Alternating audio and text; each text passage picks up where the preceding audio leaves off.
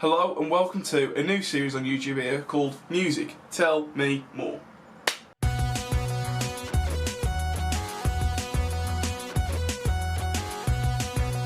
Okay, right, so the 1975, that's who we're going to be talking about today.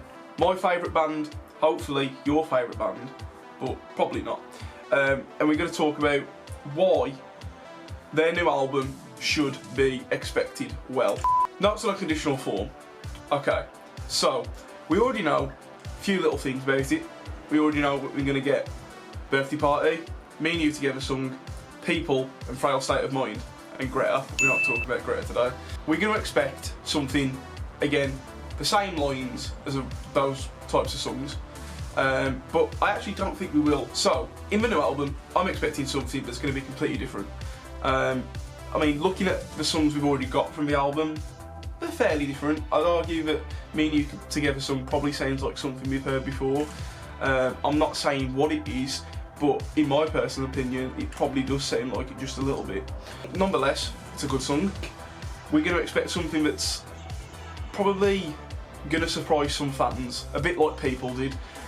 People was a bit of a mixed bag, but I think that's, you know, you're going to get that in any line of work you do anyway. Let's not talk about People that much, because this is going to be about what we haven't heard and what we don't know. I think if you look at A Brief Inquiry into Online Relationships and you look at some of the lesser song choices that people have been revering and raving about that aren't the It's Not Living If It's Not With You songs. If you look at Mine, Man Who Married a Robot, Inside Your Mind, those are, I'd argue that Inside Your Mind is very much a 1975 song with the lyrical content, and so is Mine. Man Who Married a Robot, we all know it. That's a skip in the car. We all skip it. That's not saying it's a bad song, but it's not to everybody's cup of tea. It's something for the band, and it's probably something for Matty, so skip. If you look at the other songs though, those two I just previously mentioned, they have hallmarks of 1975 songs, something different about them. Mine, for example, isn't something that you'd hear in the Teddy Wise trio. It's just jazz. It's just modern jazz now. Obviously we've got the addition of Roy Hargrove in for that, who's sadly not longer with us. John, the sax player on tour, probably has took over some kind of free reign on this album to do with the horn parts, and hopefully it'll be just as funky as the other stuff. I think as well, another big talking point of A Brief Inquiry is probably Sincerity is Scary. Now, this was a bit, again, out of the ballpark from 1975. It worked, fans love it. Yes, locals love it, and you all know what I'm talking about when you get to a 1975 show. People who don't actually want to be there and just there for the gig, they love it. Same as Two Time, and same with probably the sound and Chocolate. You know, for some fans that still holds a dear place to the heart. It does for me. Like, even though other people love them, for me, they're still up there with the best songs that they've done. Best tunes, actually. But yeah, so A Brief Inquiry, there is many songs on there that are different too. I Like It When You Sleep, For You Are So Beautiful, yet so unaware of it. Yeah, got there in the end. Different songs completely on there, and I think when you look at what they give to the album, there's a very good phrase in music, which is all killer, no filler, which means the album is just a masterpiece, top to bottom. There's no songs on there which you go, yeah, this isn't as good as the other songs, and just skip it on your iPod or, you know, your Spotify in the car now, or your phone. Back in the day, obviously, you couldn't do that on a vinyl. You could just have to sit and listen. And all killer, no filler. And I honestly do think that A Brief Inquiry is all killer and no filler, bar A Man Who Married a Robot. But I don't take that as a song. It's a spoken word piece, and we all know that.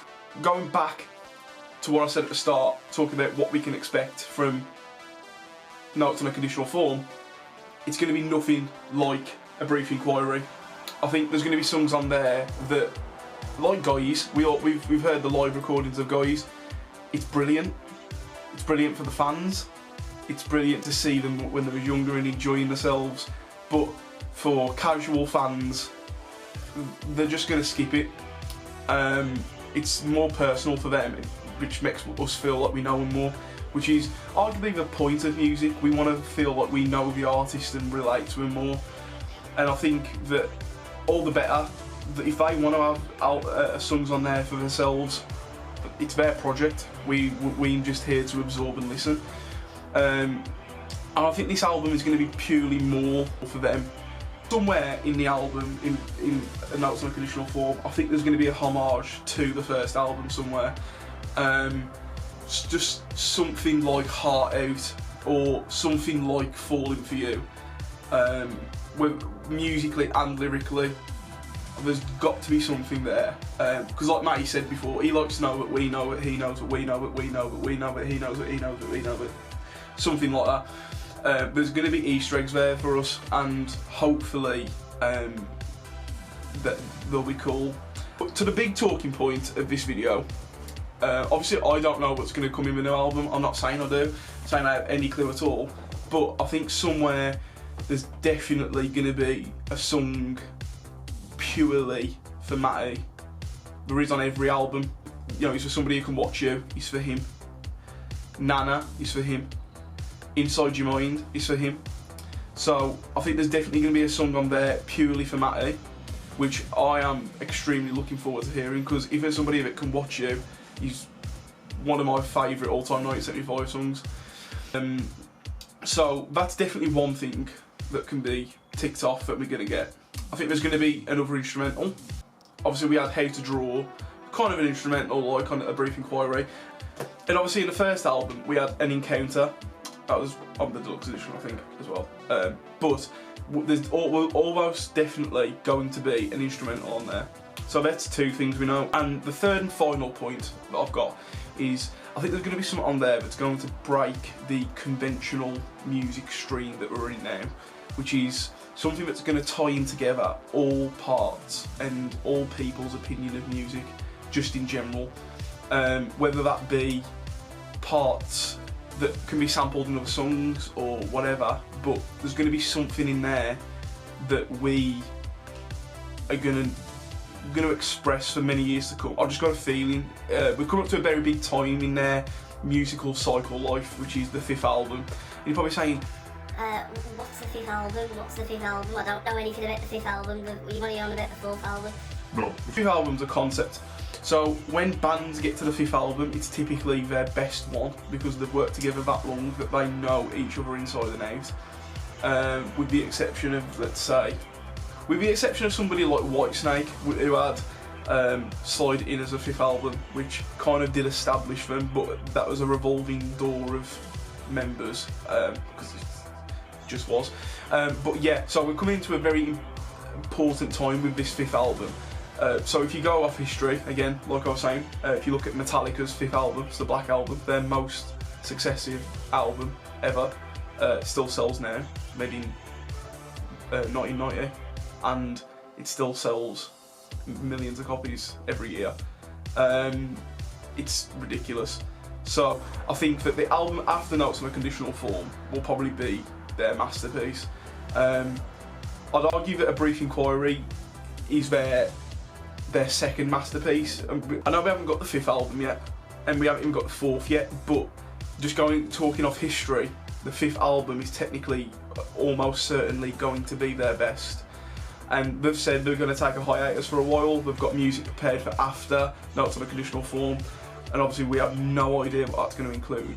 But I think Notes on a Conditional form is going to get these purposefully to get them to the next place.